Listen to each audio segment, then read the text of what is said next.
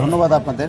আপনারা জানেন যে রাজশাহী বিশ্ববিদ্যালয়ে গতকালকে যে ঘটনাটি ঘটেছে আপনাদের চোখের সামনে সবগুলো পরিষ্কার।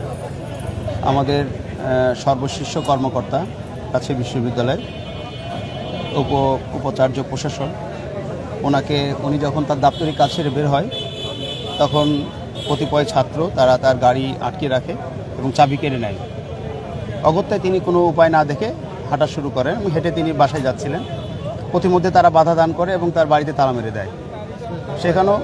সেখানেও মাননীয় প্রভাইসিলার স্যার তাদের ছাত্রসুলভ আচরণকে টলারেট করেন এবং তিনি তার জুবিলি ভবন গেস্ট হাউসে যান। সেখানে তিনি রেস্ট নেবেন এই ধরনের মানসিকতা নিয়ে এগিয়ে যান। তারপর ওখানে গিয়ে যেটা ঘটনা ঘটলো আপনারা জানেন যে ওখানে তাকে তার জামার কলার ধরে তার ঘাড় ধরে তাকে আটকিয়ে রেখে এক্ষুনি সই করতে হবে, এক্ষুনি সই কর, এই ধরনের উক্তি তারা ছাত্ররা করে থাকে। এবং সেই ধস্তাধস্তিতে আপনারা জানেন যে 3 জন শিক্ষক আহত হয়েছে এবং 3 জন কর্মকর্তা আহত হয়েছে। একজন কর্মকর্তা এখনও হসপিটালে রয়েছে। তো তারই পরিপ্রেক্ষিতে আপনারা জানেন যে আমরা দৃষ্টান্তমূলক শাস্তি চেয়েছি এবং সেটা আজকের মধ্যেই করতে হবে। যদি এই কুলাঙ্গার ছাত্রদেরকে দৃষ্টান্তমূলক শাস্তি দেওয়া না হয় তাহলে আগামীকাল থেকে আমাদের সমস্ত কার্যক্রম শাটডাউন এবং গোটা বিশ্ববিদ্যালয়টা বন্ধ থাকবে। যতক্ষণ পর্যন্ত এই দাবি আদায় না হবে ততক্ষণ পর্যন্ত আমরা সকলকে সাথে নিয়ে এই আন্দোলন চালিয়ে যাবো ইনশাআল্লাহ।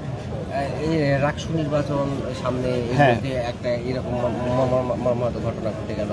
আসলে রাকসু নির্বাচনটা আমাদের প্রাণের দাবি, কারণ 33 বছর পরে রাকসু নির্বাচন। আমরা যখন স্টুডেন্ট ছিলাম তখন রাকসু নির্বাচন পেয়েছিলাম, কিন্তু ভোটটা হয়নি শেষ পর্যন্ত। তা আমরা তাকিয়েছিলাম যে রাকসু নির্বাচনটা আসলে কত আনন্দঘন পরিবেশে হয়, সেইভাবে কিন্তু আমরা সহযোগিতা করে আসছি। এখনও আপনারা জানেন যে আমাদের যে আন্দোলন, সেই আন্দোলন রাকসু নির্বাচনের সকল কার্যক্রম আওতামুক্ত থাকবে।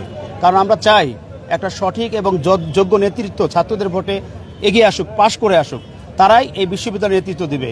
আর যারা আছে অবশক্তি, এই ধরনের কাজ করে, শিক্ষককে অন্যায়ভাবে লাঞ্ছিত করে, কর্মকর্তাদের লাঞ্ছিত করে, তারা এখান থেকে চিরতরে বিলীন হয়ে যাবে, এই প্রত্যাশা ব্যক্ত করছি আমরা।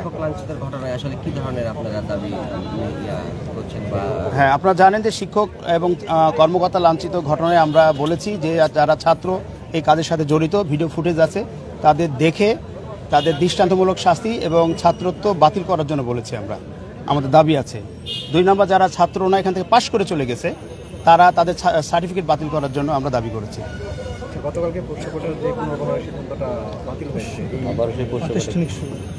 আপনারা আসলে একটা বিষয় আসলে ওই ছোটবেলার কবিতার মতো হয়ে গেছে, মুখস্থ করার মতো হয়ে গেছে। পোষ্য কোটা নাই, পোষ্য কোটা বাংলাদেশ সকল প্রতিষ্ঠান বাতিল করে দিয়েছে। আপনারা জানেন যে প্রাতিষ্ঠানিক সুবিধা এখন বহাল আছে। এই প্রাতিষ্ঠানিক সুবিধাটা বাংলাদেশের সকল প্রতিষ্ঠানে আপনারা জানেন যে 1973 এক যারা পরিচালিত সব বিশ্ববিদ্যালয় সকলগুলোতে প্রতিষ্ঠিত হয়েছে, ঢাকা, জাহাঙ্গীরনগর এবং চট্টগ্রাম বিশ্ববিদ্যালয়। এবং আপনারা জানেন সকল প্রতিষ্ঠানে এরকম সুবিধা রয়েছে। সেই হিসাবে রাজশাহী বিশ্ববিদ্যালয়ে যারা 40 নম্বর পেয়েছে, আমাদের যারা কর্মচারী, কর্মকর্তা, শিক্ষকদের সন্তান রয়েছে, তাদের ভর্তির একটা সুযোগ করে দিয়েছে।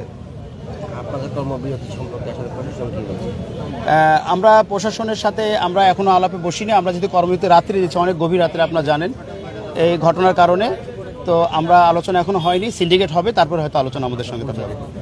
আমি মাসুদ রানা, কোষাধ্যক্ষ অফিসার সমিতি। দর্শক, আমরা আসলে কথা বলছিলাম।